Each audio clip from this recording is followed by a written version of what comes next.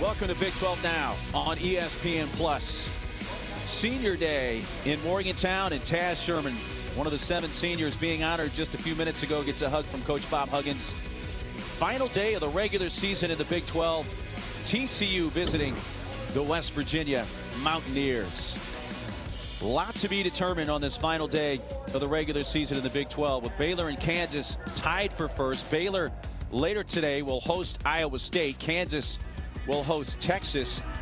And West Virginia, they know they will play the loser of the Oklahoma-Kansas State game coming up later. We are the first of the 5 games in the Big 12 to get going today, along with former NBA player and general manager Lance Blanks. I'm Mark Neely. And Lance, even though TCU lost a couple of nights ago in Lawrence by 4 to Kansas, it's been a very good week for Jamie Dixon and the Frogs. Mark, it's really simple for Jamie. It's his best TCU team playing the best basketball that they played all season. A very dangerous team and ready to roll. And then on the other side is the opposite. One of the most challenging West Virginia teams that Coach Huggins has had, playing some of their worst ball all season, having lost 14 out of 15 games. But it's senior day, and it's the last game of the season, Mark, so anything is possible. Maniacs are ready from WVU Coliseum on senior day in Morgantown. Gabe Osabuoyen's going to get his first start of the year, being he's one of the seniors being honored. Last year, his only start also came on senior day. There's the TCU starting 5. Keep an eye out on Eddie Lampkin, who has really turned into one of the better paint players in the Big 12. And it's TCU with the first possession. Mike Miles got off to a rough start. I thought that impacted the game against Kansas last game, so I expect him to be very aggressive here to start this game, Mark. Loose ball. Lampkin was able to keep it alive, and the short jumper missed. So TCU an empty possession. On possession number 1, your starters for West Virginia. Jalen Bridges, the only non-senior or 5th-year starter, is the only one that started every game this season for the Mountaineers. As Sherman falling out of bounds, able to throw that off the leg of Emmanuel Miller and keep possession for the Mountaineers. Yeah, for these guys, McNeil, Sherman, Osabuoyen, these seniors, this is a pride game. You certainly don't want to go out having lost your last game at home. Kedrian Johnson pushed and fouled by Miller, and that's going to put Kedrian at the line. Yeah, one of the most dangerous people is the guy throwing the ball in. The defense goes away. No one helps, that being Miles. Literally almost leaves him wide open for the basket. Kedrian, a 77% foul shooter, hits the first. Nice crowd in Morgantown today for the final game of the regular season. Yeah, Kedrian has to take better care of the basketball. I mean, as crazy as this stat sounds, Mark, I try not to get too caught up in him, but he has 1 more turnover than he does assists on the season. And he splits the pair of free throws, so an early 1-0 lead for the Mountaineers. Going for the steal, Kedrian Johnson. Miles got tangled up with him at midcourt, and they're going to call the foul on Kedrian Johnson. And already Bob Huggins not happy with Doug Sermons in that call. Yeah, pretty obvious what West Virginia is going to do here, which is pressure passes on the perimeter. Mike Miles has to release the pressure and just backdoor it and move. Well, you could hear Coach Huggins. If you couldn't hear him, you could read his lips. He was saying that's not a foul. Numerous times he said that. Miles' 3 is short. Rebound, Osabuoyen takes it off the floor. And Miles really wants to get it going here early. Obvious with the shot taken there. These teams played in Fort Worth not that long ago, February 21st. 10-point win for TCU, 77-67, but a good start for the Mountaineers on the shot from the corner to give them a 3-0 lead. Yeah, that's Sherman, and they'll leave the floor open. They don't have a post player with this lineup necessarily, so they'll leave it open and allow the wings and guards to create with great floor spacing, as you saw there, Mark. Bannon well off the left side. McNeil corrals the rebound. Taz Sherman in the first meeting with TCU, though it was a 10-point loss for the Mountaineers. Taz had a game high 23 points. Knocked down 3 threes. Going to take it from the left side this time. And Sherman knocks down his first 3 of the game. And you mentioned Taz's numbers. The shooters and scorers like Taz, you try your best to not let them get going early. Looks like TCU is struggling in that department as Lampkin gets the easy finish. Eddie Lampkin really turned into one of the fine low post players. There's a getting loose, able to jam it home. It's Jalen Bridges. He swung away from Miles. Yeah, very poor resistance from TCU there. Defensively, they're going to have to shore things up because this West Virginia ball club has already got it going early. O'Bannon misses the 3, and then Lampkin going after the rebound is called for a push. Yeah, one of the difficulties is you see the floor is so open, so there's no rim protection. Bridges does a great job of coming off of the screen. You've got to try your best to keep your body between the man and the basket, particularly if you have no help on the backside, Mark, which will often be the case with this lineup because they don't have bigs around the basket. It's that first meeting between these teams back on the 21st at TCU. Big day for Sherman. Miller on the other side of that at a season high 18. Tough 3, McNeil did not draw iron, but on the offside, Cottrell keeps the possession alive for the Mountaineers. And Marcus Pettigrew stops play.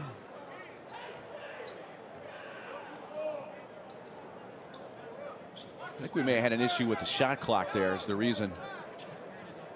Because the shot, Lance, definitely looked like it did not hit the rim. No, looks like an air ball, and yeah, certainly didn't hit the rim, and the shot clock didn't need to reset. So the shot clock down to 3. 3 from McNeil bounces out, but an offensive rebound and another opportunity from 3. Second offensive rebound of the sequence by Bridges. Sherman almost dribbled it out of bounds, slings it underneath. McNeil pulls it back out. Bridges, jab step, pumps into Miller, gets in the lane. 2 to shoot. Taz lost the handle. And now we will have a shot clock violation. A couple of opportunities there, Lance, for West Virginia. Could not connect. Yeah, and the difference there is Cottrell was around the basket, as you saw, Mark, which made it difficult for West Virginia to get an easy look. But more importantly for TCU, it looks like this early start of this game is impacting them.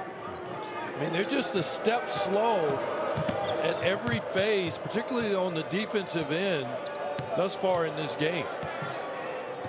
I guess I don't want to use the word letdown, as there's Mike Miles showing what he can do, but they've just played 3 consecutive games against top 10 teams, twice Kansas at 6 and Texas Tech when they were 9. They beat 2 top 10 teams in a row, and now you're facing a team that's lost 7 straight and 14 to 15. Yeah, but they changed the mix a little bit with this being senior day, so it just makes things a little different. But I mean, as you see there, the turnover, TCU is extremely sluggish. Some of this, I think, is imposed by West Virginia, but also the early start. And for TCU, they're playing their 7th game in the last 14 days. That's some makeup games due to some COVID issues that they missed early in the year. West Virginia made their first 3 shots, then missed their next 4. And a jumper by Bridges makes them 4 for 8 to start the game. 2 for 6 on the other side for TCU. That's well off the left side. Yeah, and how about Mike Miles? Now he's chasing baskets, and that's extremely deep, little bit unwarranted. He's really outside of himself, and I think that's some hangover, Mark, from the Kansas game that we saw a couple of nights ago. Johnson driving with the left hand and 1. Johnson taking advantage of the mismatch with Cork on him. a great job of driving the ball and attacking the feet. West Virginia up big here early.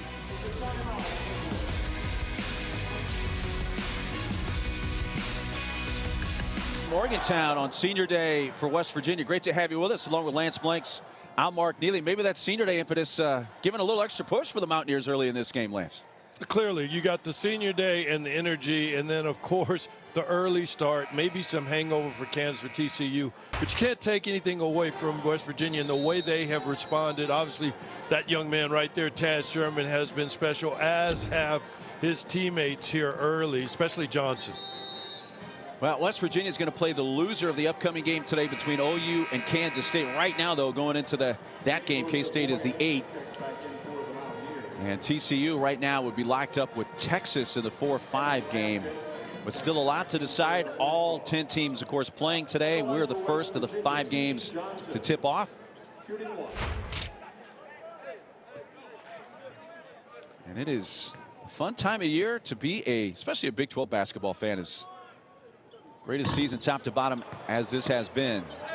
Adrian was trying to complete a 3-point play out of the timeout, misses the free throw. Yeah, the madness is already upon us, Mark, as people jostle for not only their tournament seeding for their conferences, but also for the big dance. Kobe Coles has checked in along with Farabello for TCU. Coles misses the 3-point shot. And Coles doesn't play a ton, but he's been very good of late with the short minutes that he's gotten. The average is about 9 per game, but he's played in every game this year. And here he is the other way, but it's called for an offensive foul. Yeah, Bush boy, and he's so good at taking charges on the defensive end of the floor. Does a great job with some floor balance. Coles has trouble stopping, coming right into your living room or your phone. Bush boy gets set. Coles couldn't stop and shoot over him. Great defense. On the other side, coming up against Coles. Couldn't get it up off the rim. Loose ball. And Farabello able to grab it for TCU. Long pass up ahead. And there's Micah Peavy, who leaked out, and he's able to lay it in. Well, that's a big benefit for TCU when you're struggling, as they have been on both ends. Getting an easy basket, just seeing it go through the hoop can spark things. Good throw ahead by TCU. Micah Peavy doesn't score a ton of points, but he's now 20 of his last 30 from the field. All over the last 7 games, including today now. Jumper, swish. And Curry, who's come off the bench for West Virginia. And Curry is very good off the bench and does a good job, as you saw there, showing the ball with the one dribble. Very efficient offense. And Curry comes in with 3 consecutive double-figure scoring games, all off the bench. And driving Sherman has that taken away by Peavy. Here comes Farabello. Cole's going to shoot a 3. Got it. How good has Coles been? He did at his TCU game at TCU against Kansas. He only played a few minutes, but had huge 4 points. Very difficult to do what he does, Mark, in short minutes. Taz Sherman responding for West Virginia. And the assist from Osaboyan. West Virginia is so much better when they don't have the rim crowded with bigs. Their perimeter guys, as you saw there, they cut so well and they're able to finish. Coles missed the baseline jumper, punched back out, but to Farabello. Open for Ball, 3. And an Osaboyan rebound, already his second of the day. West Virginia has the rebounding edge, 12-5, which is a big deal. TCU has been one of the best rebounding teams in the nation, but now Jamie Dixon needs a timeout as Taz Sherman knocks down his second 3 of the game. A great offense and horrific defense there, Mark. There were literally 5 guys with a foot in the paint, and you had a wide open Sherman. You've got to find the one guy that can score. 10 early points in this game, Lance, for Taz Sherman. Well, look at that. You got 4.5 bodies to Taz. Find Taz. Find Taz. Welcome back to Senior Day in Morgantown, where the Taz Show is in fine form, giving the West Virginia fans something to be proud about. He's got 10 points here early. He's essentially been punching TCU in the mouth every time down the floor. Offensively, there you see the wide open look. He's made them pay for every mistake, getting a much deserved break as you see him with the little smile. He's got 10 points, Mark. And he's got more points than TCU right now in this game, and it's a 10-point lead for the Mountaineers. Osaboyan playing the tight defense there on Emmanuel Miller.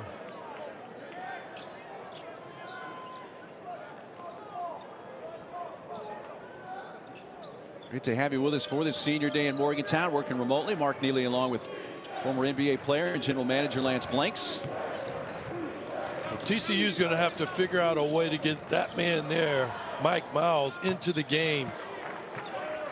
Damian Ball with his three-point shot. He's only a 25% three-point shooter on the year, but hits one there to pull him within 7. Nice drive with the kick.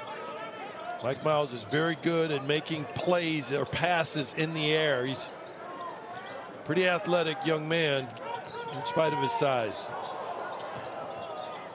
Curry looking, searching, probing, down low for Cottrell. That foul's called on Xavier Cork, who's checked in.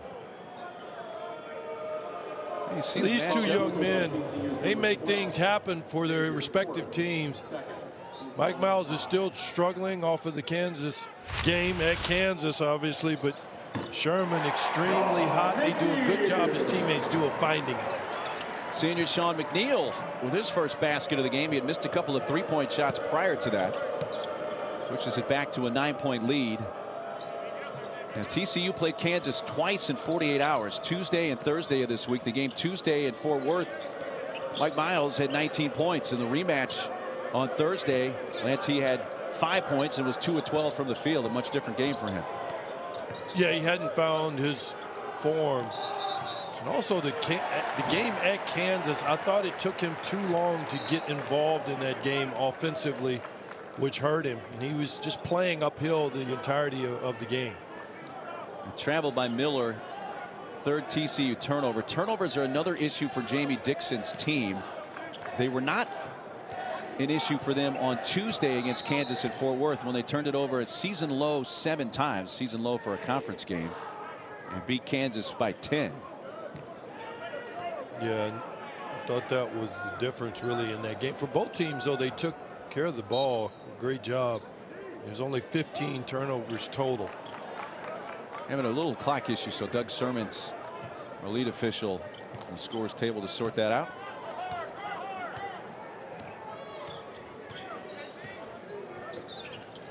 Taz on the bench. McNeil, a little more pressure goes to him. When it comes to scoring the ball. Cottrell off the heel. West Virginia had hit their last 3 from the field prior to that, but they are off to a 9 for 17 start, so shooting over 50%.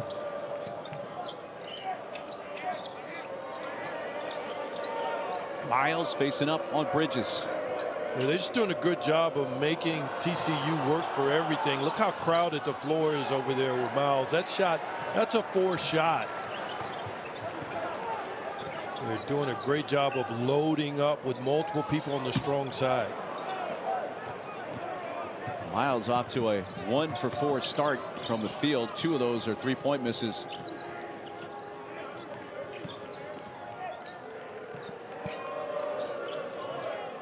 Looking for Lampkin. O'Bannon will use the dribble. And then a grab there, and a foul's called on Malik Curry.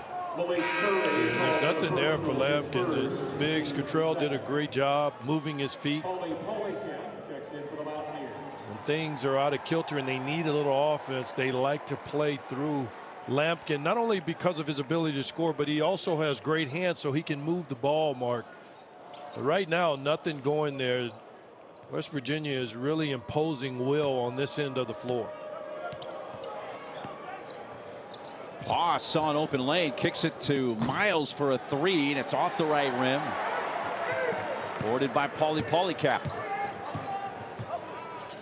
Holy Cap offers a whole nother level and dimension defensively for West Virginia.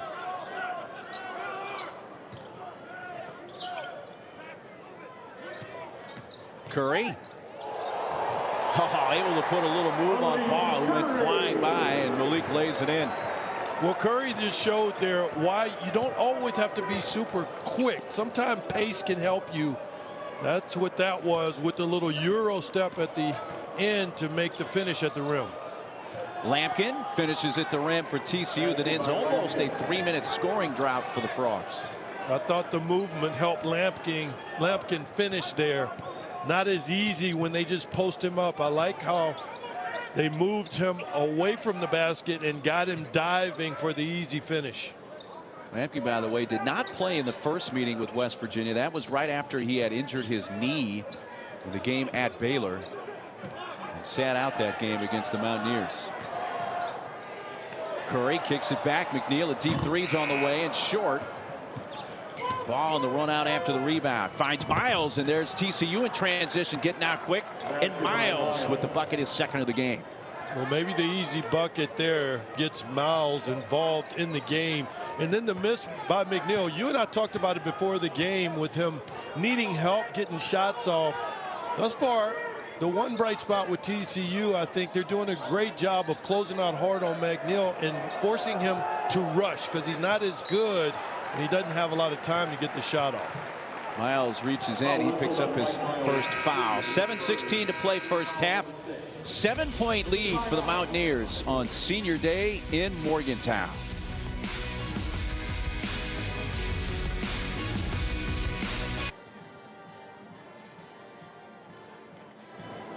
Welcome back to Morgantown, where Senior Day is in full form. And Mike Miles Jr. of TCU is trying to get in the YAG. Missed his first 4 shots, but he's found his range. It's point blank range. A couple of run outs his teammates have found him for finishes. Does this kick into something positive for him, picking up where he left off in Fort Worth, because that's where most of his game has been prior to the 2 baskets there, Mark. Yeah, those were the 3 games prior to the game in Lawrence on Thursday. All monster games from Miles. Just 5 points at Kansas on Thursday. Quickly out of the timeout, Cottrell. Cottrell being able to give it to you at 3-point level as well as around the basket. He's the offensive big right now for West Virginia on the floor. Damian Baugh able to easily make his way to the rim. Baugh, he did have a decent game in Lawrence on Thursday. Had 14 points with 6 of 11 from the field. TCU, their entire team, I thought, played really well with the exception of Miles. He's one player who really struggled. Malik Curry off the bench with 4 points for West Virginia. Now, in that game in Lawrence, Lance, as you know, Miles and Lampkin each got into some foul issues, especially in the second half. And there's an offensive foul on Peavy as Cottrell takes the charge. You know, anytime you go into Lawrence, this is going to be a difficult battle. Obviously, the crowd did a great job with their intensity. And then, of course, the foul trouble that you talked about for Miles, the missed shots. There's a lot to overcome, but they still gave themselves a chance. And having a little difficulty here early finding that form. But they're going to need both of those guys, Lampkin and Miles, if they want to get a win here tonight. Curry couldn't get it to fall with that Euro step, but it's out, staying with West Virginia. It was interesting to hear Bill Self's comments after their win over TCU on Thursday. He flat out said, hey, TCU is a bad matchup for us, meaning the Jayhawks, because of the athleticism of Peavy and Emmanuel Miller and you name it, Damian Baugh, Xavier Cork. They definitely kind of out-athleted Kansas, even though they split the 2 games, Lance. Yeah, I thought they did. They showed that in both games, certainly the first one, but the second one, in spite of losing. I just thought in the second game, Kansas put things together and made the type of shots and plays that they needed to, particularly down the stretch, to get the victory. I don't think Bill Self or Kansas want to see TCU at all in Kansas City. There's a drive by Coles, blocking foul. Going against West Virginia. Really like Coles as a player. He just does a great job of staying within himself. Let's see here. That one's close. He got outside, but maybe didn't quite get set. Sheboygan is so good at taking charge, and that's that's a type of rim protection. Obviously, you don't have to necessarily protect the rim, Mark, up high. You can do it down low as well. Free throw by Coles. Cuts it to an 8-point game as Kedrian Johnson, senior out of South Oak Cliff High School in Dallas, back on the floor for the Mountaineers. The key for Johnson is finding people in the right spots and securing the ball. He's done that well here early. If he gets pressure like this, you can't be afraid to attack it, particularly in the front court. Boy, Peavy right on the hip of Kedrian Johnson all the way to midcourt. Kedrian played well in the first matchup with TCU at 12 points in 33 minutes.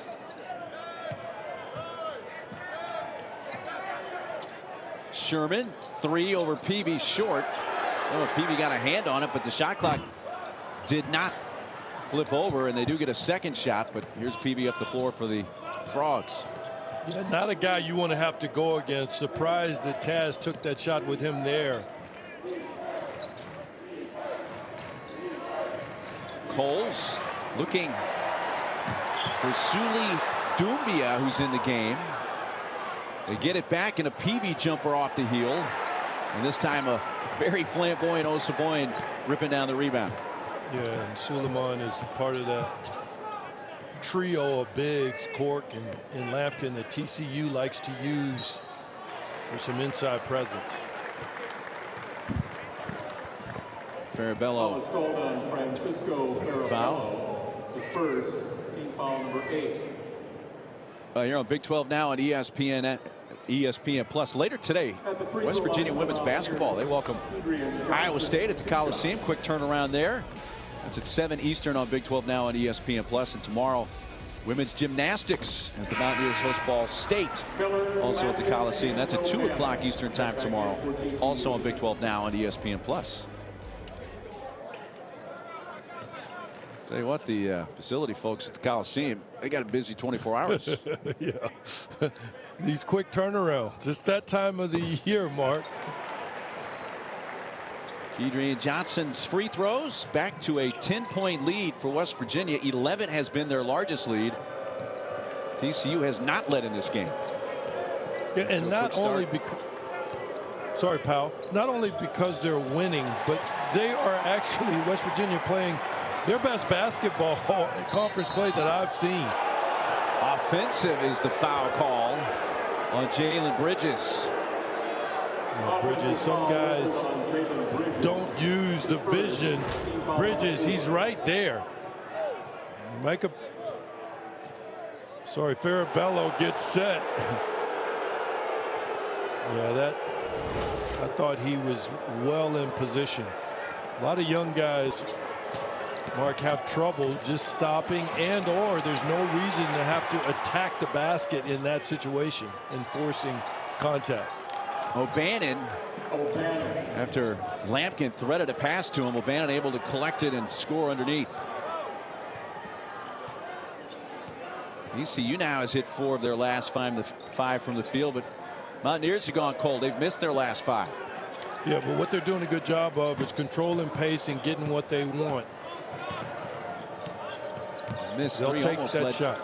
Yeah, to a Miles run out. Miles twisting towards the rim, and one for Mike Miles, who after missing 3 3-point shots early in the game is finding his MO, getting to the rim. Yeah, and his MO is layup. Dude, you got no big around the basket. Lampkin's out. So what does he do? Shuns the screen and scores.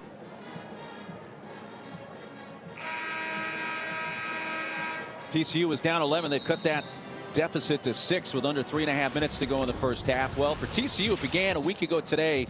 They beat 2 top 10 teams in a row. This shot for Bryson Williams was after the buzzer. Would have sent it to overtime had it been good, but they stormed the court a week ago today at Schulmeyer Arena. And then a few nights later on Tuesday, they beat Kansas by 10, and they stormed the court once again. And that smile on Jamie Dixon's face probably didn't go away for about 24 hours. And these two guys who have their roots back in the old Big East going off and squaring against one another again today.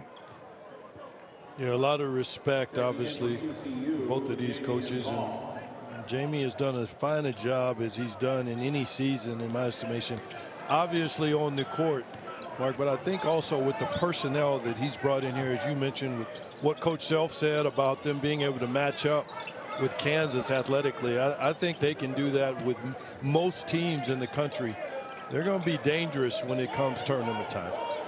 Cottrell blocked from behind by Lampkin. Cottrell gets it back, goes to the right hand. It's off the front rim. Tipped out to Curry. Taz a little long. So a couple of chances for the Mountaineers, but out comes Ball. Yeah, it's a simple formula for Taz. When he shoots in context, he's a lot better than when he shoots out of context. Farabello a 3. He's now hit a 3-pointer in 12 of their last 13 games. Yeah, he's their best 3-point shooter. Farabello shoots at around 37% from beyond the arc. Not a great 3-point shooting team, TCU, but if anyone's going to take him, he's the guy. And his numbers in conference even a little bit better than overall. 41% 3-point shooter in conference. They can't get it down low to Lampkin. And the turnovers for TCU, that is their 6th of the half. Make that 7th. Frogs on an 8-0 run have cut it to 2, and I think they just got Miller there. Foul whistled on Emmanuel Miller. It's going to be his second. Foul number 9. All right, now TCU has moved up to an 8 seed according to Joe Lunardi. This is where he has the 6 Big 12 teams that he has in the tournament, where they would go, and also their seed. Yeah, they could move up. I mean, they've moved from a 10 to an 8, and Mark, they could move another spot or two. I thought they started this game as if they were already in the tournament. And I think West Virginia has allowed TCU to get back into this game, perhaps with shot selection.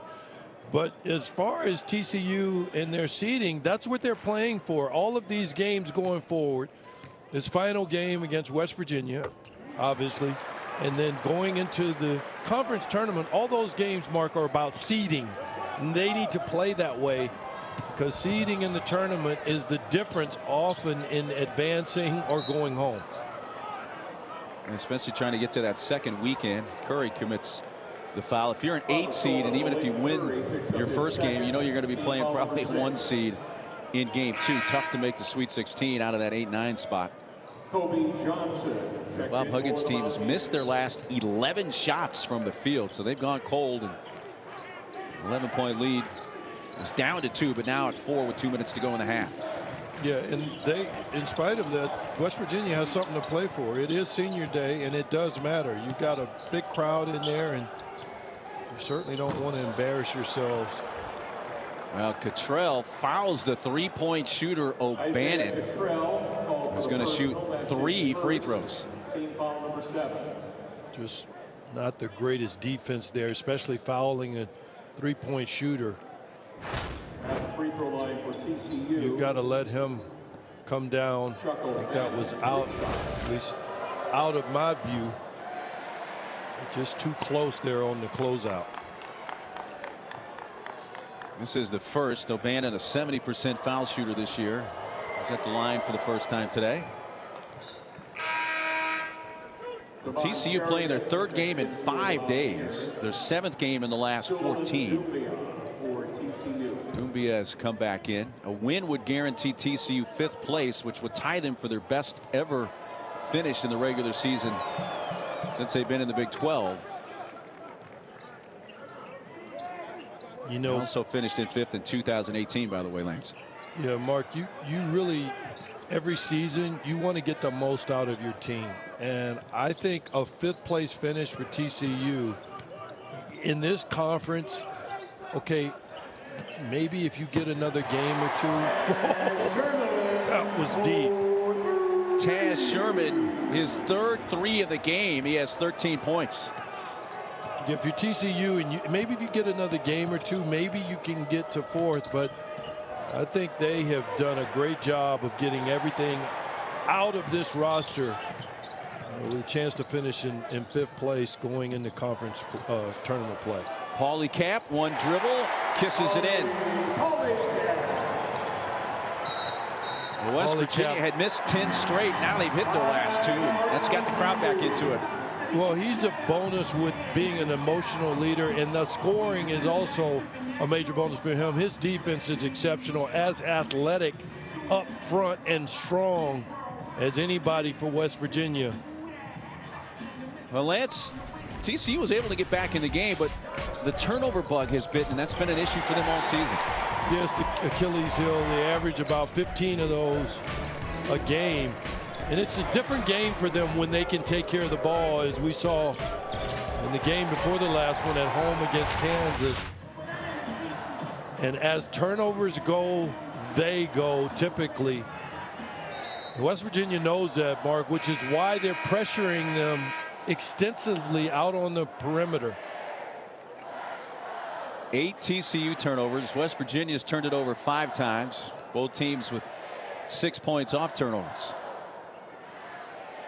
And the other issue, points in the paint, a slight edge for Jamie Dixon's team, 16-12. But against Kansas, in the game they beat KU, it was the massive amounts of points in the paint and their rebounding, as well as not turning the ball over, that helped them beat Kansas that first time on Tuesday.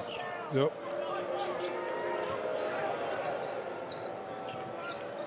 Rebounding edge for West Virginia today by 7 to this point with under a minute to play. Oh, tough shot. Volleyballed around. Peavy gets it and one. He is fouled. Yeah, their offensive rebounding is just so good. And Mark, you mentioned the athleticism. They're just dangerous around the basket. You often don't want to get into a jumping contest with TCU because they will make you pay because they're so active. I mean, even before Michael Peavy got this, another TCU player, I couldn't see who that was, but I think it was O'Bannon, got his hands on that ball. Now West Virginia's turning the tables. Obviously, Kerrigan was in the lane early, but the free throw goes anyway. 9 offensive rebounds for West Virginia in the first half, just 2 offensive boards for TCU. West Virginia has just had a little more pop, I think, in the first half, particularly in the first 10 to 12 minutes of the game. Part of that is Isaiah Cottrell, who's just 1 of 6 from the field, but he has 7 rebounds, 5 offensive rebounds. So he has 5 of the 9 offensive boards for West Virginia in the first half. And the Mountaineers are going to use it or lose it timeout with 30 seconds to play in the first half. They're trying to snap a 7-game losing streak. They've lost 14 of their last 15. And Lance, Mountaineers got off to a quick start, led it by 11 at one point. They were up 23-12. TCU was able to come back, make it a 2-point game, but since then West Virginia's opened it back up to 4. Yeah, and I thought shot selection impacted, allowing TCU to get back into the game. Taz started off extremely hot, and I think he got caught up in that a little bit. He's so much better when he can take shots in context. They like to run him off of screens, 1-2 dribble, get to his spots. When he has to force shots, he's a totally different player. So there's not quite a 5-second difference between the shot clock and the game clock. So West Virginia can try to eat most of this time remaining in the first half. Yeah, this is a critical possession for both teams, particularly TCU. Getting a stop here is an extreme positive going into the locker room and dissipating any momentum. Shot it with 10. Tip back out, and now West Virginia can definitely hold it for the final shot. Bridges going to take it with 4 to go and knocks it down. TCU will try to get it from beyond midcourt. Baugh, ooh, came very close to hit one from about 55 feet away. But we come to halftime on Senior Day, Lance. Well, great job by West Virginia playing all the way to the end. Did what they've been doing all half, which is rebounding the basketball. They're up 6 as they should be.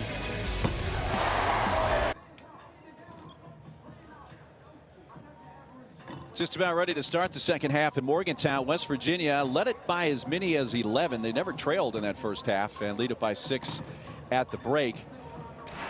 Let's take a look at TCU. Early in this game, Lance, they had some turnover issues.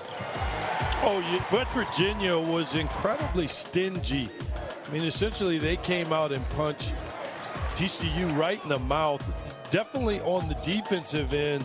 I mean, they were playing, West Virginia was all phases and levels of the game.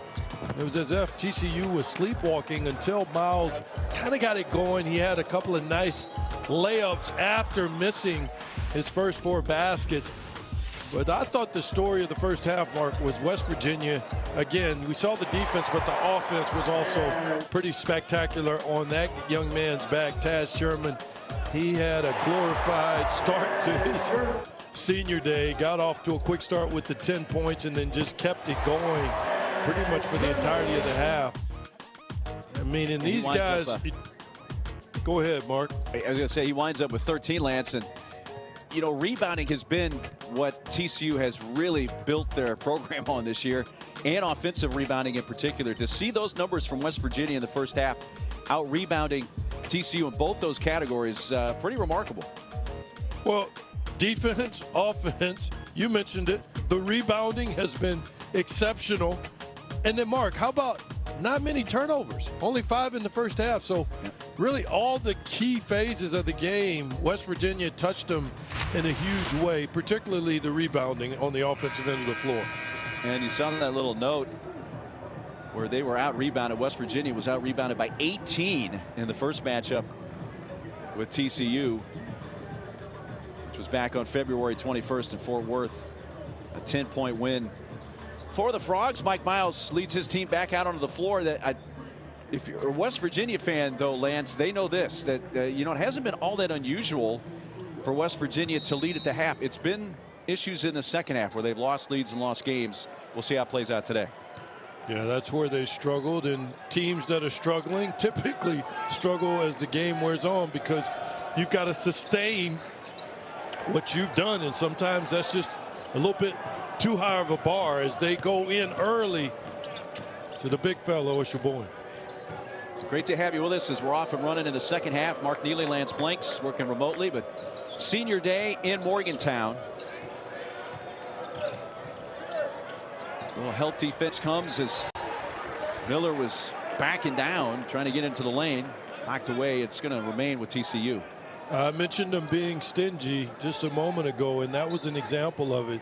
Not only are they doubling the post, but doing a good job with their rotation and not allowing an easy pass out of the double team. Ball's pass goes left side. And a miss there by Miller. Trying to break through Bridges.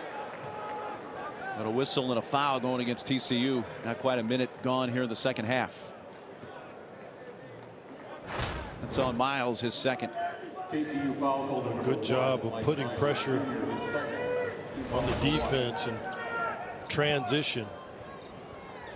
Not a bad move considering TCU being on their heels most of the night. Well, Sherman comes out with his first bucket of the second half. He's up to 15 points in his 16 minutes on the floor today.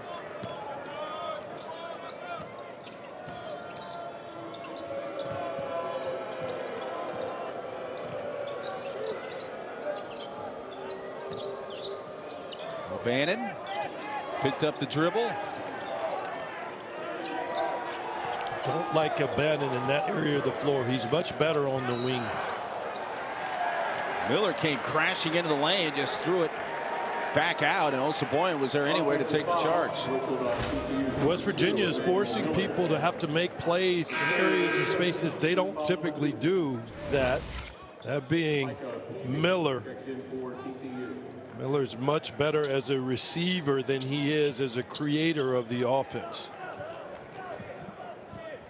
Well, another part of the story between these two teams, especially for TCU, we haven't mentioned yet, is that TCU has never won in Morgantown. They are 0-9. They were trying to win in Lawrence for the first time on Thursday night, where they were 0-10 and lost by 4. Breaking through those barriers, those are difficult. We talked about it with TCU at Kansas, Mark, the other night, and then of course trying to come in here and win. Obviously, West Virginia is a very tough home court with a tough crowd. It's a bit to overcome for a team who's never done it. Now look at the TU season recap, especially the last week or so, where they beat back-to-back top 10 teams. Texas Tech 9, Kansas 6, lost to Kansas on Thursday. 3, McNeil. A rebound there by Miles. He's on the run out. Feeds Baugh. Baugh gets in the lane, backs up. Peavy let that pass go through. It was saved by O'Bannon. Back to Peavy. Baugh. Pocket pass for Lampkin. He's got to try to find it on the floor. He's got 4 gold jerseys around him. Possession arrow favors TCU. Baugh did a good job of creating a scoring opportunity. I just thought the pass should have been a lob up high, particularly with a small guarding Lampkin. He has such good hands, and he can finish that around the rim. Off the inbounds, catch and shoot, block West Virginia. Ball goes out long, and Kedrian Johnson saved it for a moment, but it goes off West Virginia, according to Marcus Pettigrew. That was, I think he corrected that call. Great block by Oshaboy.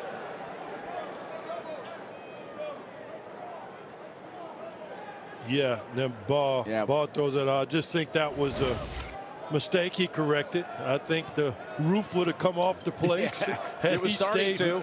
Yeah. I don't think you would have even let that slide, Mark. Well, sometimes officials just happen to point the wrong way, and I think that's what Marcus Pettigrew did there. He saw what happened.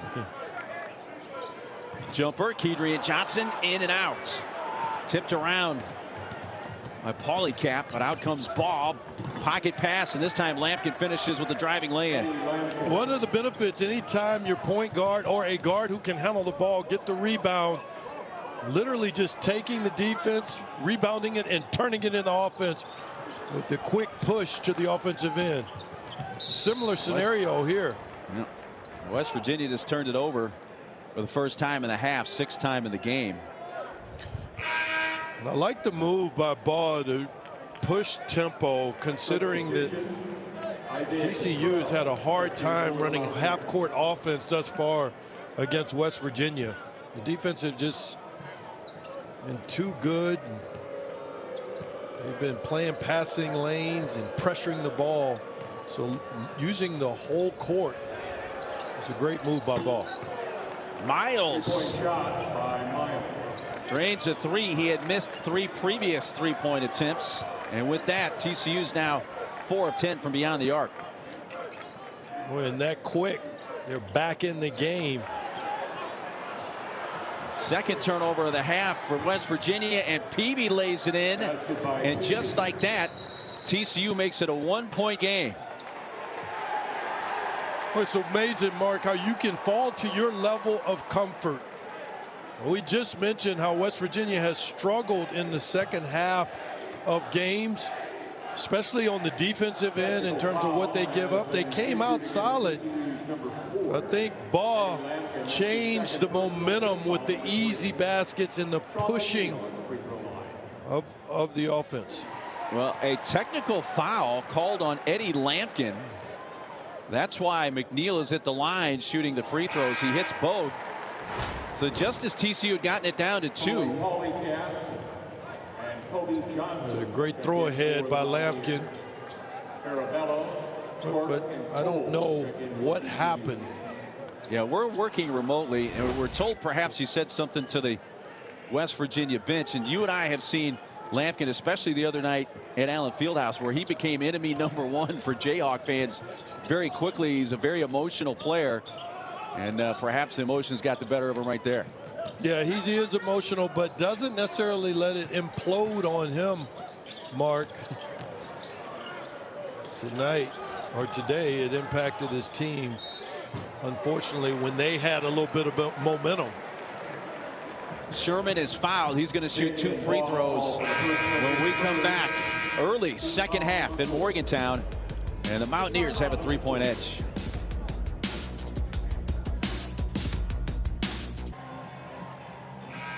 Senior day in Morgantown with just under 16 minutes to play. 43-40 West Virginia on top of TCU. Well, we're into the second half, and for West Virginia, Lance, it has not been unusual for them, even during this streak where they've lost 14 of 15, to lead at the half. It's been the second half issues, especially with what they give up to opponents in half number 2, that has cost them games. Yeah, Mark, teams are like people. They have personalities, and I think their struggles is just a pattern that they've gotten into where they have just been unable to sustain the level from the first half. And I mean, it says it there clearly, with particularly with the opponent's second half field goal percentage. It's a function of focus and wearing down and expectation that this team has struggled with. I mean, you've mentioned a couple of times the first game, Mark. I mean, they were within 1 point in the second half. TCU just put it on them, beat them 34-25 in that second half, and won the game. So the free throws for Sherman give him a game high 17 right now, and Mountaineers 9 of 11 from the line. TCU 6 of 7 from the stripe. Cork lost the handle out of bounds. That turnover is the 11th for TCU. Yeah, a little bit much for Cork there. He's over the top, catch and dunk, catch and shoot. Not where he is offensively quite yet. Floater, Sherman scores, and that ends a drought from the field for West Virginia that was almost up to 4 minutes long. Boy, how about the pace? Such a difficult shot with the little runner. And such a valuable shot, especially when you have bigs who can block shots like Cork around the basket. Thanks to 4 made free throws in that Sherman jumper. It's a 6-0 run for West Virginia in just under a minute. Back up by 7. Miles trying to cut into that. Crashing the boards, Peavy. Cork blocked. It looked like Cork was going to go up with a dunk, and instead he got blocked by Kobe Johnson. Now they turn it back over. Peavy a steal, and Sherman commits the personal, his second. I thought Kobe Johnson's block was exceptional.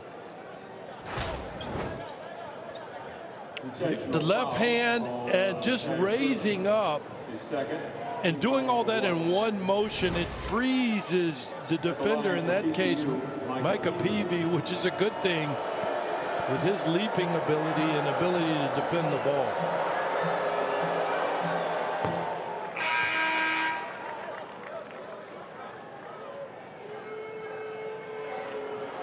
Peavy misses the first. Lampkin comes back in.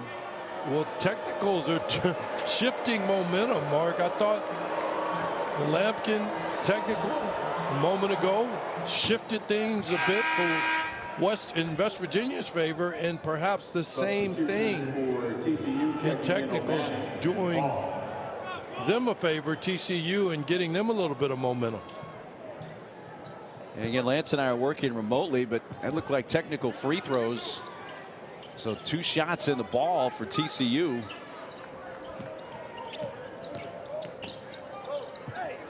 Underneath, Coles, and he'll shoot 2. TCU just refusing to go away.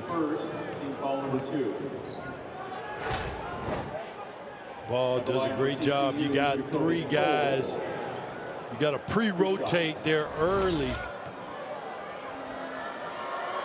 Really, Mark, anytime you can get going downhill and get near or in the paint offensively, it's just bad news for the defense, because especially if you're in the middle of the floor, because defensive assignments become very difficult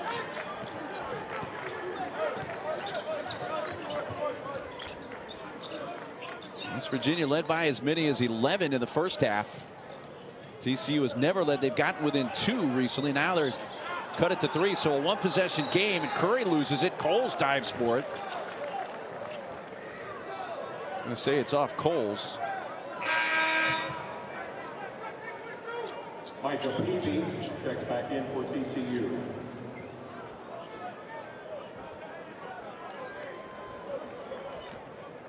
Peavy's checked back in for the Frogs. Very short rest for him on the bench.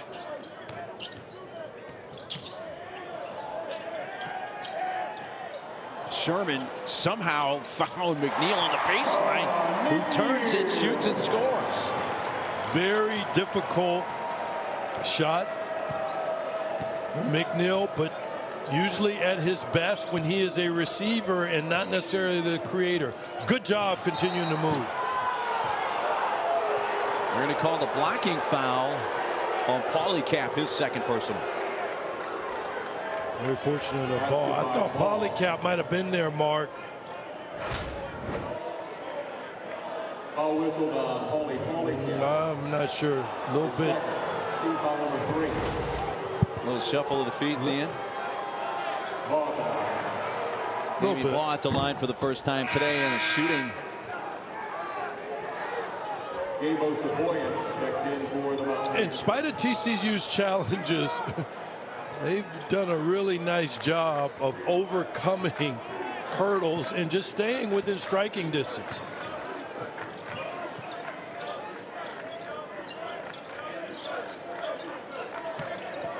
Have the basket open. This is when they're typically very good, as TCU switches just about everything on the perimeter.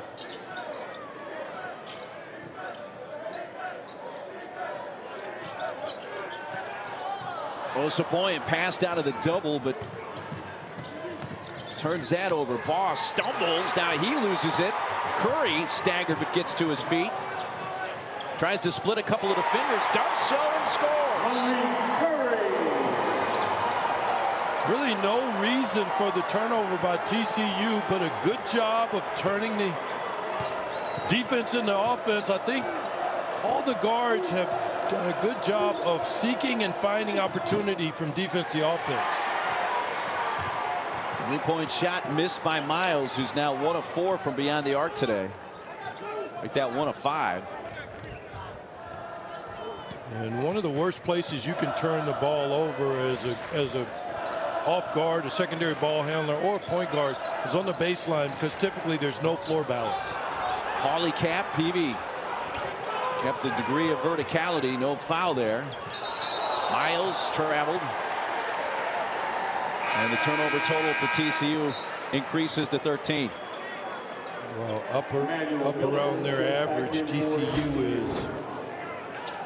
It falls for no reason. See, he's down on the baseline. Ball is. Malik does a great job of just turning that great defense right into offense. Curry is a key component to their offense to go along, obviously, with Taz Sherman. And Curry off the bench with 8 points today, averaging 9 per game, and it goes right back to West Virginia. Timeout. Timeout on the court. Well, West Virginia leading it by 4.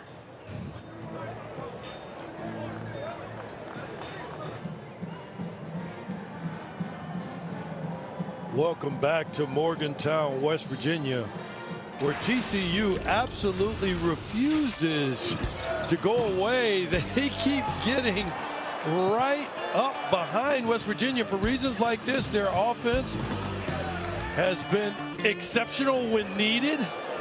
Anytime that West Virginia gets a lead, they come together and get close. The numbers tell the whole story there. Miller leading the way with his 18 points and 8 rebounds against the senior Sherman's 23 points, Mark.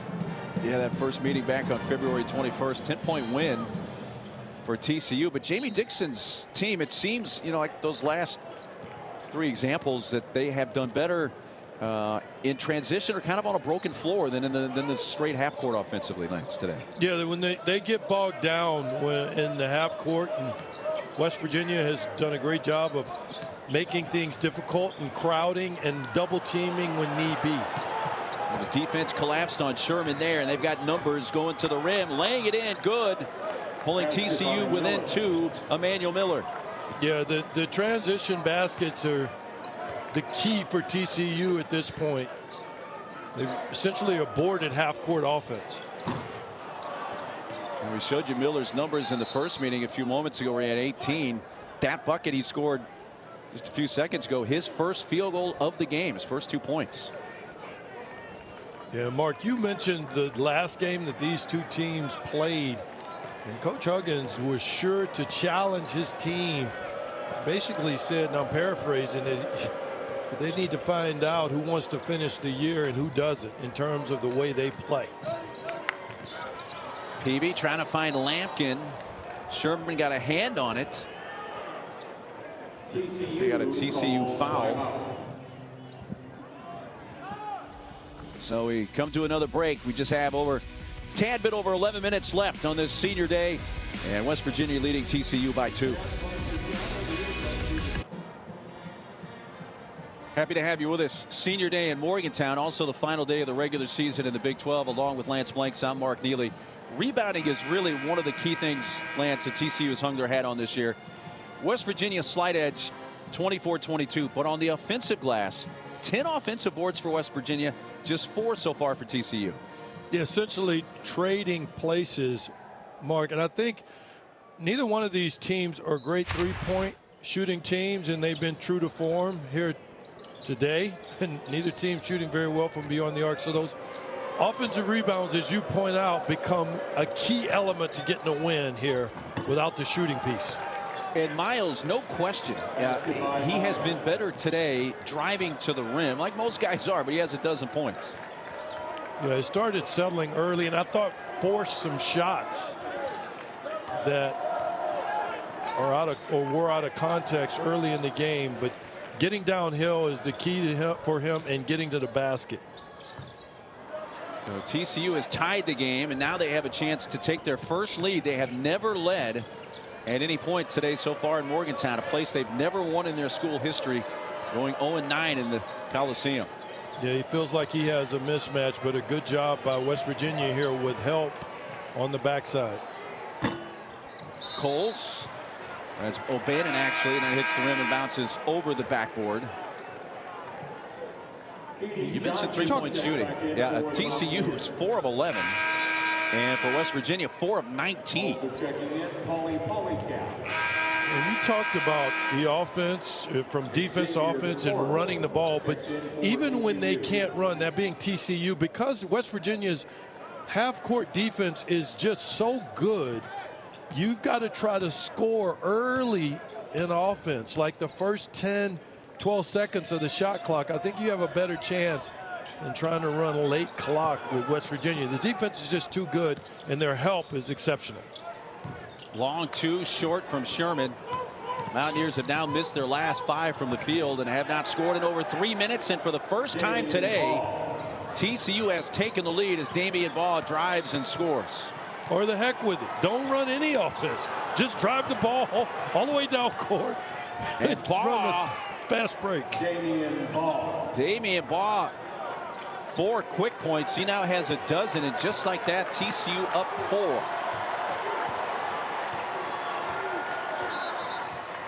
Timeout. Bob Huggins and the Mountaineers. An 8-0 run in the last 2 minutes for the Frogs, who've hit 4 of their last 5 from the field. And Damian Baugh, big part of that reason why. Yeah, he is the offense. Mark takes it downhill. Is not much that Sherman can do there, other than perhaps foul. Not in the bonus. Maybe that was the better play. But the playbook, to me, has got to be either push the ball in transition, even if it's a slow break, and or look for some early offense, either out of isolation or bringing Ball and or Miles off of high screens with Lampkin away, or Cork in this case because he's on the floor, away from the basket. Well, we just outlined the second half struggles the Mountaineers have had during this losing skid, dropping 7 in a row and 14 of their last 15. And TCU trying to win for the first time in Morgantown. If they do that, it will also give them their first regular season sweep against the Mountaineers in school history. Yeah, that foul's on Micah Peavy. He got tangled up with Taz Sherman. Sherman doing a good job of making sure that the referee knew he was being impeded to move.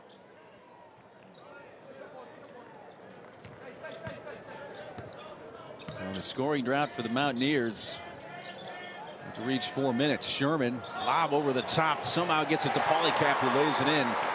Dangerous entry over the top, but he got it through. Yeah, that was the design play. Get it to Taz right at the top. High, low action, small to big.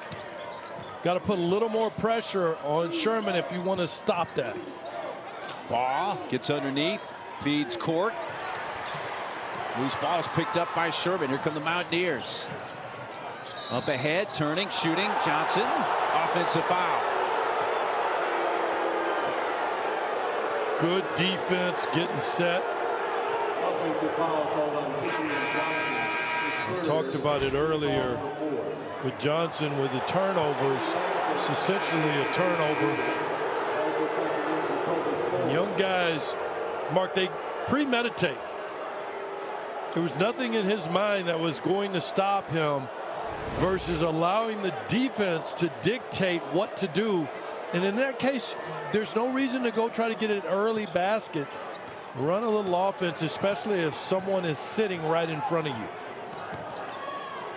Cork wound up sitting right on top of Keydre Johnson at the end there. I think that's why Keydre was a little slow getting up. Here's Lampkin. Lampkin has 6 points today. He's hit all 3 of his field goal attempts. That's a ball jumper that came up short and out of bounds to the Mountaineers. They got stuck in a late clock situation. Once again, half-court offense. Problematic for TCU, especially as the clock wears on. Well, that advantage West Virginia had in turnovers, creating the turnovers for TCU, has diminished down to 2 as TCU 14 turnovers. West Virginia now a dozen. And there's number 13. On cue, nothing there. Under 8 minutes to play on Senior Day in Morgantown. Sherman leading the way with 19, but right now the Mountaineers at home down by 2.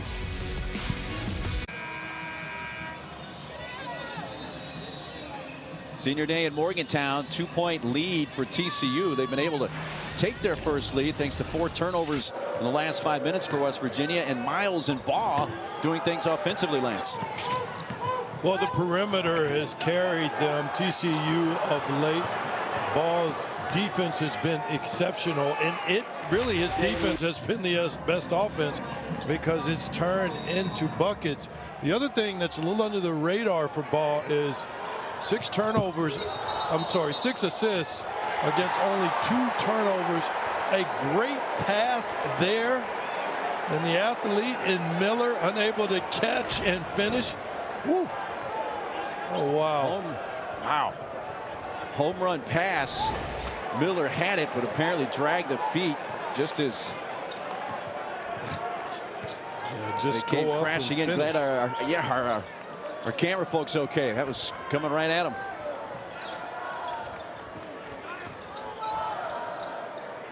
Catch and shoot. Bouncing around a couple of times off that right rim, but not there for McNeil.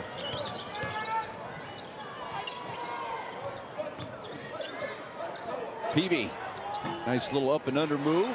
Missed the shot, gets it back, and is fouled underneath. Boy, there's an offensive rebound for TCU. Well, that's just wanting it. This is what was missing to start the game for TCU. This is just, yeah, I'm athletic, but I want this ball more than you. Look at the clear out of McNeil.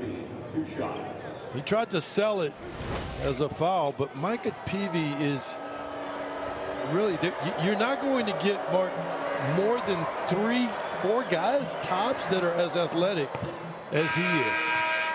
And it's functional athleticism in that he uses it in games with his ability to rebound as well as defend the ball. You talked about him shooting at a high clip of recent, and I think it's because he takes makeable shots.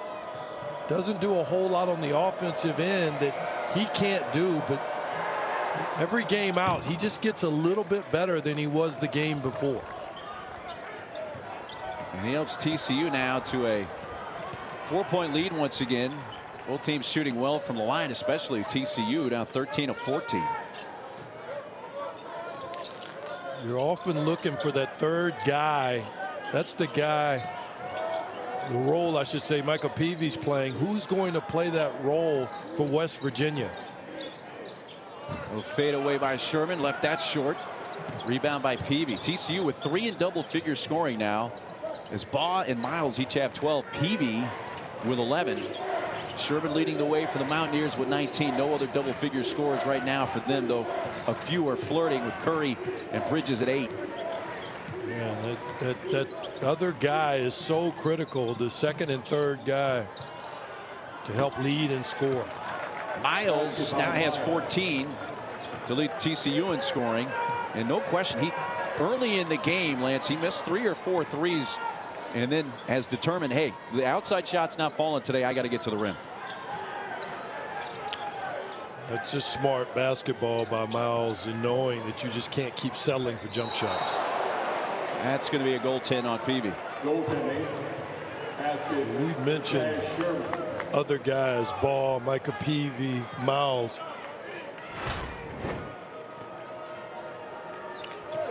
Basket vacated, no big. And Micah Peavy touches it after it hits the backboard. So we go under the 6-minute mark. TCU with the ball up by 4.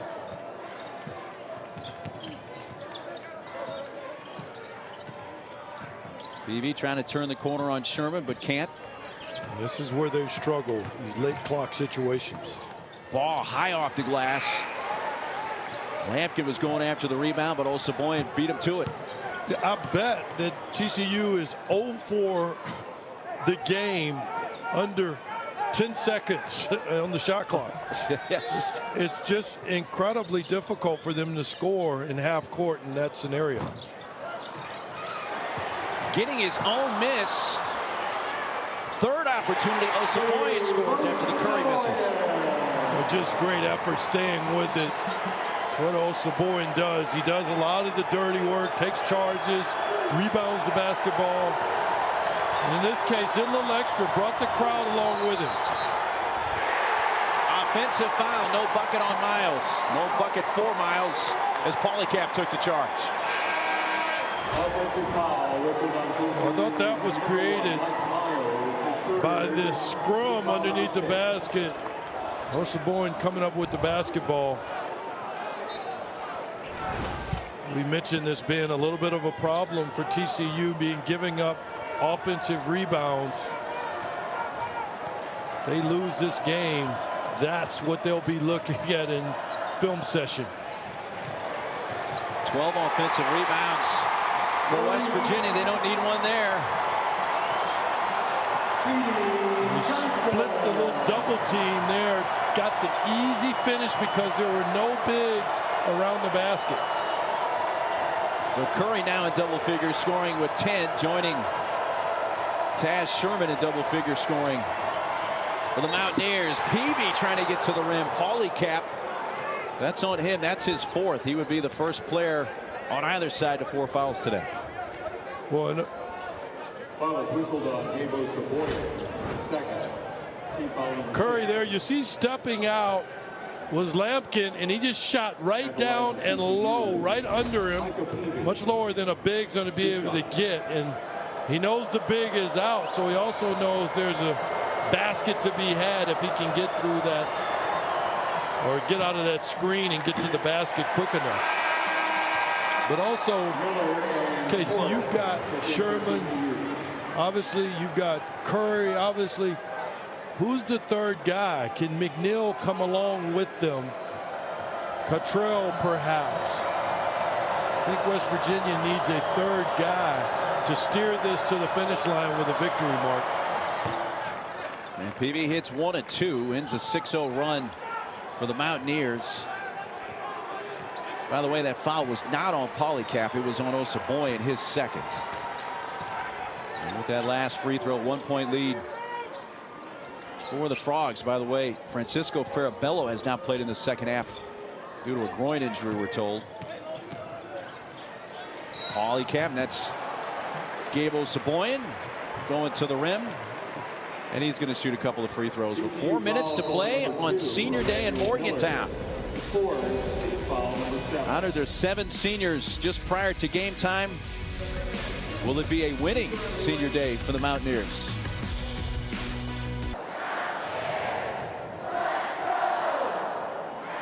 You are getting a live look at Mary Roush, who has just been named the 2022-2023 Mountaineer mascot. She becomes the 3rd female to become the Mountaineer mascot, and she was one of the 4 finalists. And just a few moments ago, they announced her name, replacing Molson Glover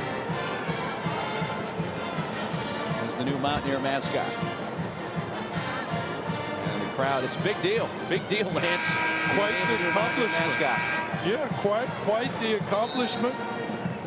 And maybe this helps push the Mountaineers to victory today.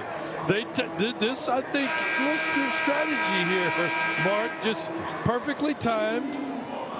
You're only down 1 point. You need some crowd involvement here to help get this victory. Great timing, and congratulations to Mary. Absolutely. Here's Osaboyan shooting 2 from the line this year, 52%.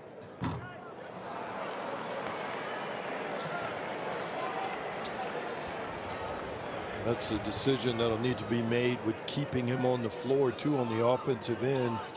Because of the free throw shooting percentage here, as the game wears on, those will be incredibly important. At this point in the game, tied, only 4 minutes. Part of the execution is making free throws for both ball clubs. Our 3rd tie of the game at 60 all.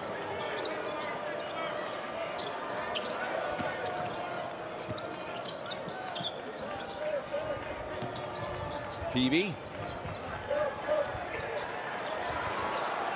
Shot clock gets under 10. This is where TCU has kind of struggled today, Lance, trying to score late in the shot clock. And again, an offensive foul on TCU. Yeah, Mark, they almost get passive and complacent as the shot clock wears on. There really was no offense.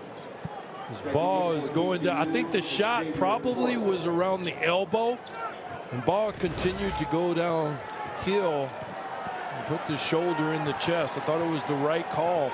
He really essentially passed up the scoring opportunity, which I thought was higher up in the paint. TCU's gone 3 minutes now without scoring. The lefty Curry around and out.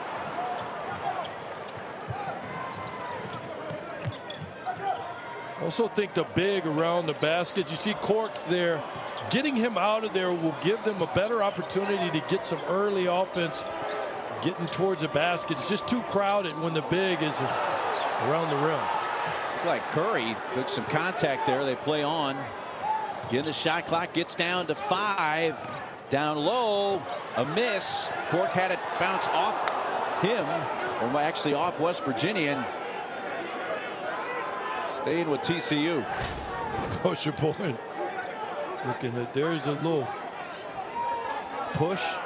Bannon use. No flopping call, no call. I actually like that. No flop warning. Nothing, just play on. I think sometimes there's too many flop warnings, Mark.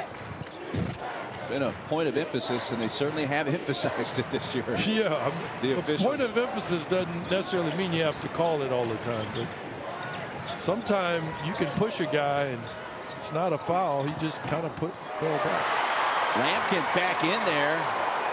And he misses a shot for the first time today. He had been 3 for 3 prior to that, and it stays tied at 60 as we go under 2.5 minutes left.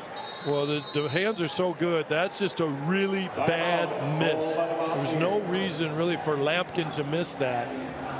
Catching it that close to the basket and being that big. He's got to finish that. He babied it up and he paid a dear price for it. Doug Sermons with an explanation. Something there for Coach Huggins. Well, if you're just joining us, it was a good first half for West Virginia. They led by as many as 11 at one point, led by 6 at the break. But then the second half, the TCU offense has kind of opened up here, Lance. It did, and it opened up because of the defense and also playing fast. Ball was a key part of that, especially with his on-ball defense. He gave some of it back when he had the unfortunate turnover for his team on the baseline. But he's been kind of a main cog all day long.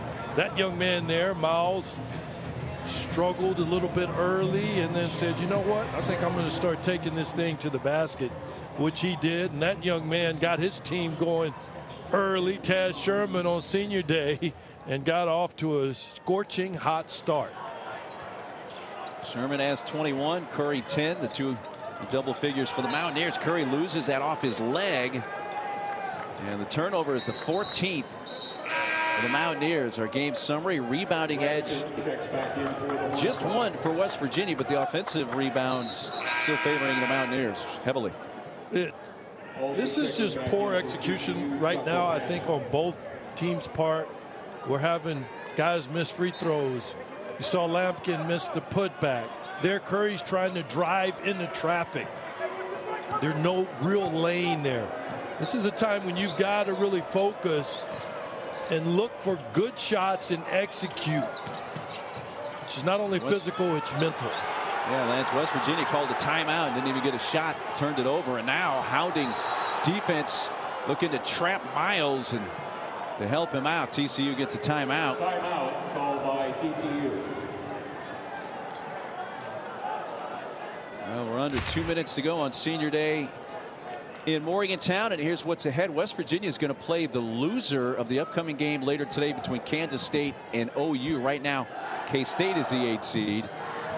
And obviously, Baylor and Kansas trying to duke it out to see who's going to win the conference today. Baylor's hosting Iowa State. Kansas has Texas and Lawrence. TCU right now locked in, not locked in, but for the most part, it would take something strange for them not to play Texas in their first game in Kansas City. Right now, Lenardi, as Baylor is a 1 seed in the South, Kansas a 2 in the Midwest, Tech a 3. And TCU has propelled themselves kind of from the bubble a week or 10 days ago, Lance, to being a solid 8 seed. Well, Texas Tech, to me, they're incredibly dangerous going into the tournament just because they're playing so well. And as you mentioned, the TCU situation with them being solid 8, they're playing really for seeding. They're clearly, to me, in the tournament. And I'm not sitting with Joey Brackets, but I can't see how they don't make the tournament. But I can see how they fall in their seeding. So they haven't been playing with the kind of focus you would hope if you were TCU trying to get a better seed. Poor execution here down the stretch thus far, Mark. Well, tied at 60, under 2 minutes to go. By the way, tournament begins in Kansas City with just 1 game since Oklahoma State's ineligible. It's the 8-9 game, so West Virginia, they know they'll play at 7 o'clock Eastern on ESPNU on Wednesday. And most likely for TCU, the 12:30 Eastern, 11:30 a.m. Central Time start in the quarterfinals on Thursday. From the left corner, bomb miss, and then Miller going over the back and knocking Sherman to the deck, picks up a foul. And that was a design play. I was a little surprised not to see Mike Miles try to create. He typically likes to go to the left side and create offense. That is it for Miller. That's a big loss. And he fouls out with just 2 points. Remember in the first meeting with West Virginia, he had a season high 18. Checking in for TCU. And he had 18 at Kansas just a couple of days ago on Thursday. Checking in for Fouls out of the game for the first time this year. I hate to pick on TCU, but that's what I was talking about, that last possession, about execution down the stretch. You get a contested 3 out of a timeout, and then one of your better players, or most important in this game, ends up on the bench with a bad foul.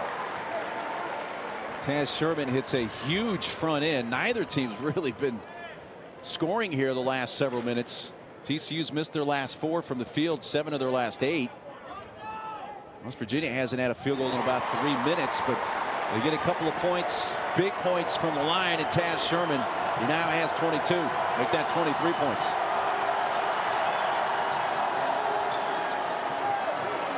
Bello is back in the game, by the way. We heard he had a groin situation, but he's in there for TCU. Well, he's the key for three-point shooting. And both teams have struggled from that mark, but you got to stay with Farabello.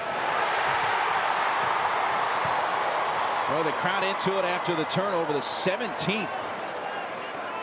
Make that 18th for TCU. There's still a lot of basketball to be played here. If you're TCU, no reason to panic. You've got to maintain a level of poise and defensive execution here.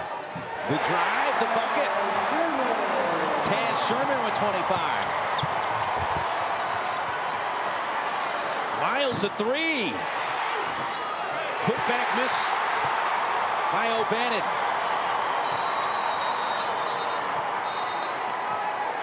West Virginia did a great job there with that last possession, and namely Taz Sherman. He split the defense and didn't run over anyone and got to his spot. There's a split, gets to his spot, and he's able to finish over a late helping Lampkin. And then it's an open shot, a little quick by Miles. That Miles, the 3 hasn't been there really for Mike today. He's 1 of 6. 3-point shooting as they're working on the calf of Osaboyan.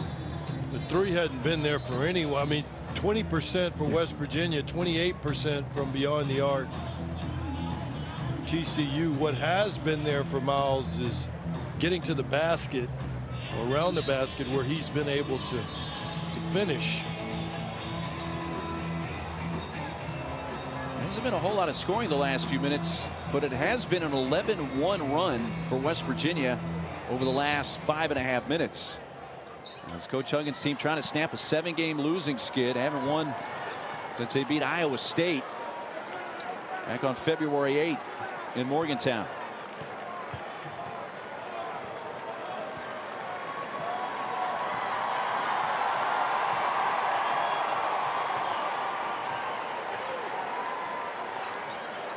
Sherman crosses over, clears space, couldn't hit the shot. Long rebound, the offensive glass owned by West Virginia today. Ball gets loose. Bridges, and a foul stops it with 21 seconds left.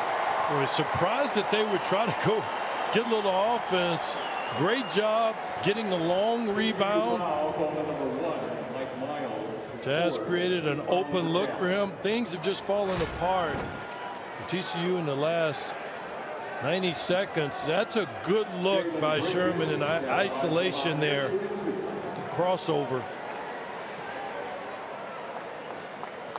Miles fouled him to stop the clock. 4th on Miles.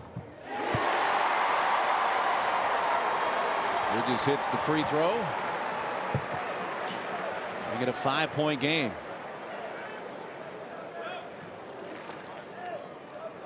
Well, this will, either way, it'll be 2-possession game. You got to get a quick basket, likely a 3, and foul right away. You're West Virginia. I'm sorry. Bridges the only player. Bridges the only player, Lance, to start every game for Bob Huggins' team this year. Goes to the bench after a couple of free throws and 10 points. They get a quick 3. O'Bannon shoots a 2. He gets fouled. He'll shoot 2 free throws with 15.5 seconds to go. Yeah, well, I don't know what that is. I talked about execution a moment ago. why you would foul a shooter in that instance. At the line for Oshaboyan, I guess he hit the hand there, but I'm not sure what he's thinking about.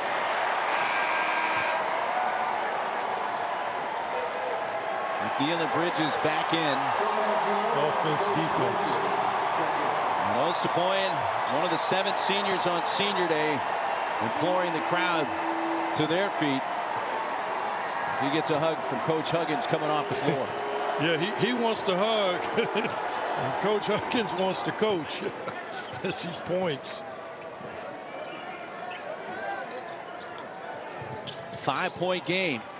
You need to quickly foul to stop the clock. McNeil, now they get the foul with 11.5 seconds left.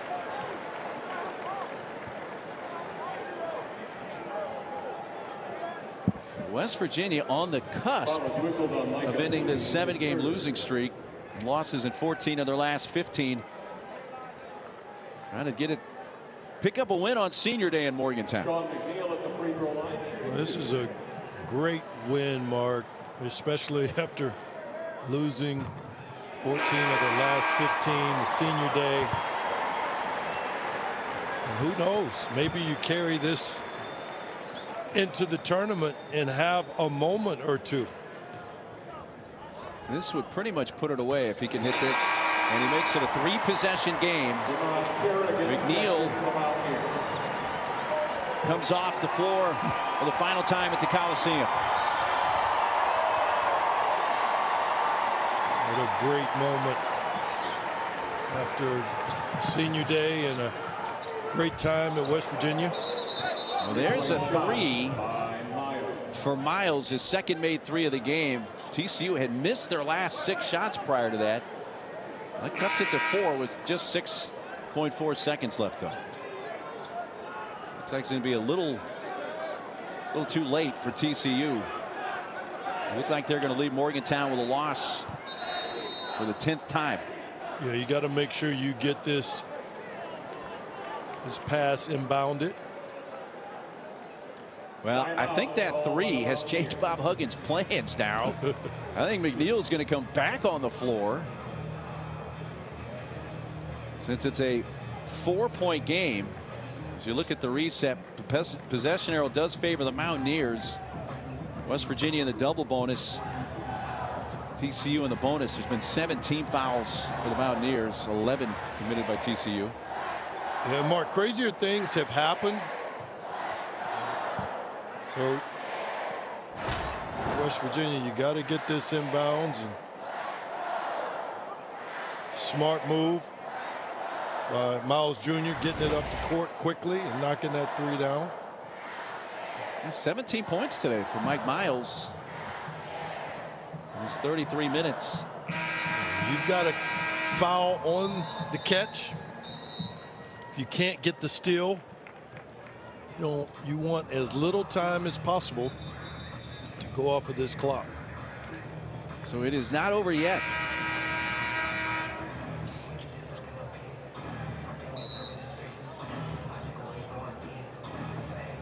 Switch. Paint that favored TCU, but the offensive rebounding has been big for West Virginia today. That's a category that TCU normally dominates.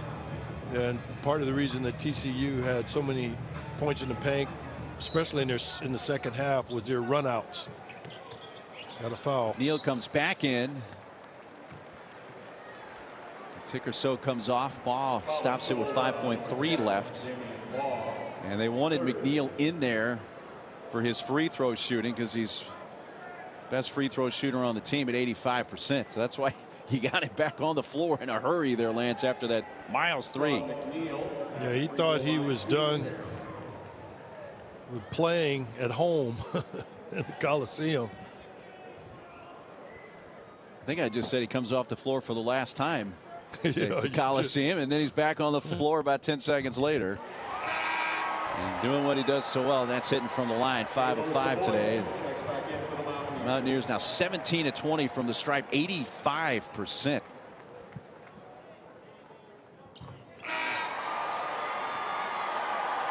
So now McNeil, who just waved to the student section, now he'll come off the floor for a second final time on senior day. Miles 3 short, and West Virginia wins it 70-64. This had a moment of execution. Both teams struggled down the stretch, but Taz Sherman came up with a nice basket and splitting the defense, and the senior was able to bring them along and get the victory, Mark. 7 seniors honored today on senior day, and one of those seniors, Taz Sherman, leads the way with 25 points. And a big win for West Virginia, Lance. Huge win, especially with the season they've had. Getting the win and getting ready for the tournament. They'll also be dangerous come Big 12 tournament time. Congratulations to Mary Roush, the new Mountaineer mascot. For Lance Blanks and our entire crew, I'm Mark Neely. Thanks for sharing this one with us. The Mountaineers win on senior day in Morgantown.